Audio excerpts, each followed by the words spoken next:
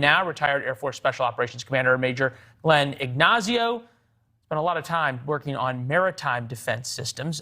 In a weird way, it's probably hard to find something better than a dolphin. Actually, you're correct. I mean, the fastest swimmer we have, Michael Phelps, swims about 6 miles per hour. A dolphin can swim up to 18 comfortably, and it is definitely the best sonar, best detection that you can possibly get in the world that's never been mimicked with technology.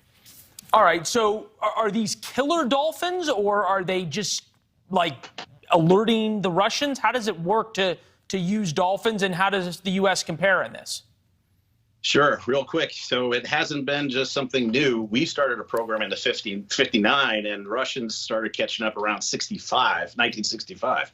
So the systems are mainly designed to find objects, so find mines and locate mines, underwater apparatus that are trying to get in, and also escort ships. But yes, it does do interdiction for saboteurs, underwater divers, and so forth.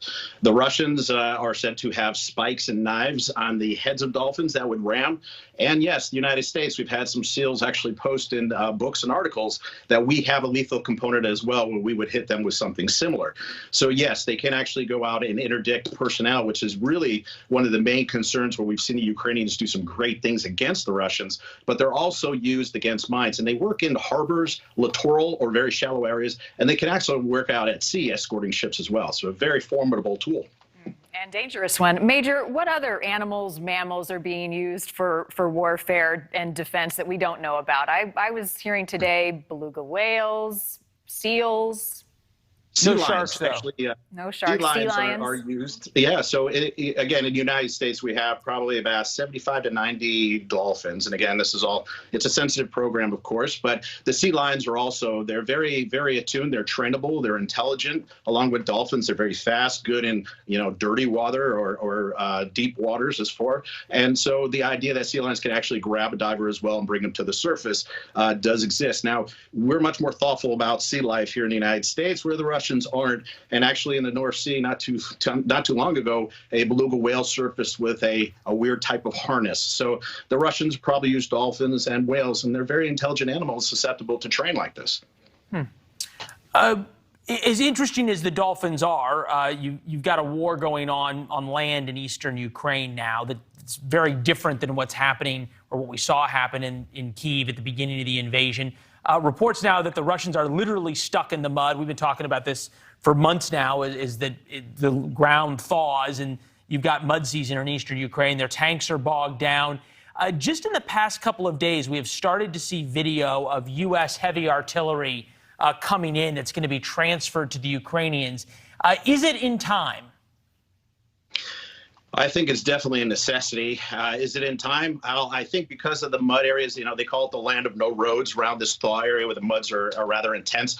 I think it's good timing because the Russians are building between their northern, their central, and their southern grouping of forces that goes in from Izium down to Donetsk and also through the Crimea. You're seeing more tanks and you're seeing more armored vehicles moving in. They're fighting a lot smarter. They're using reconnaissance, artillery to sort of prepare the battlefield and move in. So this artillery is critical. So as we see that and an increase of armored vehicles coming in from European nations and others. So yeah, it's really interesting is that this is almost looking like one of those World War II tank wars as we see things comes in. But the Russians are really starting to work a lot smarter than they did in the initial phase that they didn't do so well in. Yeah, they're kind of learning as they go. The other thing I was paying particular attention to tonight, Major, was these attacks that we're seeing increase on the western side of Ukraine, and it's getting pretty close to the border with Poland, where we've got U.S. troops that are stationed, kind of watching and waiting if it escalates to that point. It does seem, though, that the threat, the risk right now is ratcheting up as we watch these new targets in Lviv and also the capital city of Kyiv today. Yes, and you guys have been great with the questions over the time where we saw that the supply chain was doing very well for the Ukrainians, and now we're starting to see the attacks from the Russians, mainly using longer range bombers and missile systems to attack that particular supply chain. So these weapons have to come in from the west. And again, it's about 600-700-mile country that they have to travel across to get to the critical battle areas. So you're seeing the Ukrainians fight smarter with this new general that we talked about.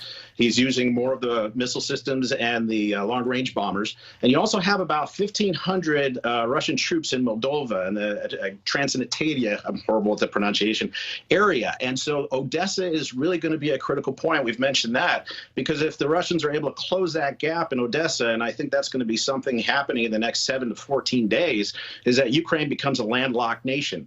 And the Russians do have 20 ships or so in the Black Sea, and we haven't seen too much of naval engagement. So there's a lot happening, and it's a critical time, and I think those supply chains are going to be hit harder.